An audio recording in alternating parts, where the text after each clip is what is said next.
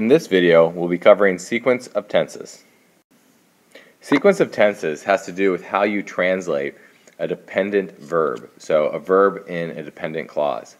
So verbs in dependent clauses will translate relative to the verb in the main clause. So first of all, a dependent clause is a clause that cannot stand on its own. So a clause is simply a set of words that includes a subject and a verb.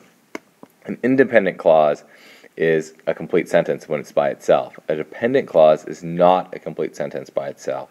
It needs to be with another independent clause in order to be a complete sentence.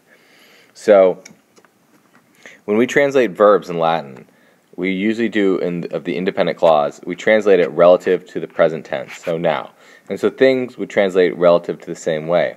So in an indirect statement, the head verb is the verb of the main clause, the independent clause, and the infinitive in the indirect statement is the dependent clause. And this will translate relative to that head verb.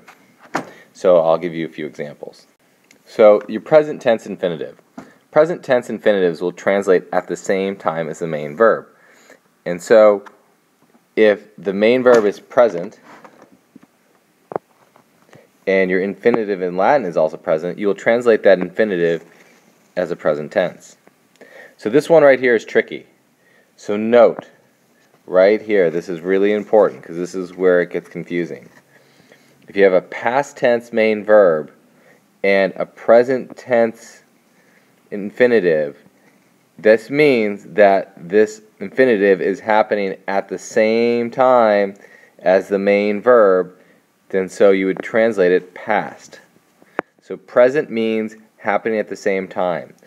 And so if this is past, and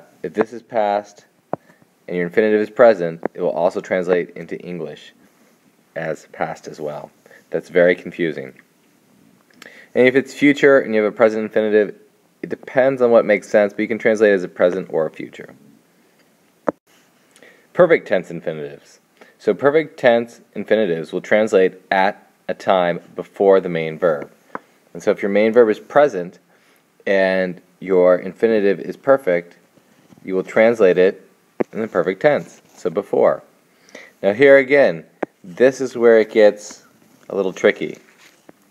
If your main verb is past and your infinitive is perfect as well, this means it happened before the past, making it past perfect, and you'll translate with had. When you have a perfect infinitive with a future main verb, you will translate with the helping verb would. But these are some big ones here. Past main verb, perfect infinitive in Latin, you'll translate past perfect in English, and it'll be had. Here's some examples. So, dicit, eos, justos, esse. So notice here, our main verb is in the present tense. And so this first one, the present tense infinitive, will translate as a present. He says that they are just. And then this is perfect. He says that they were just, translated as a past. And this is a future, so I'll just translate this as a future. He says that they will be just. Now, here we have a perfect verb, so it's a past tense verb, so we got to be careful. And so he says, and this is present, but notice here this is translated as a past tense. He said that they were just.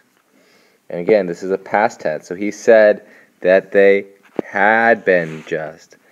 And he said that they would be just with the future there. And dicit right here is future. He will say that they are just. He said that they were just. He will say that they will be just. And so that's pretty straightforward. But the ones you really need to watch out for is the example right here. And so note this example. Everything else is pretty much common sense. But with a perfect verb, look how you translate your infinitives. With a perfect main verb, the present infinitive translates as a past tense.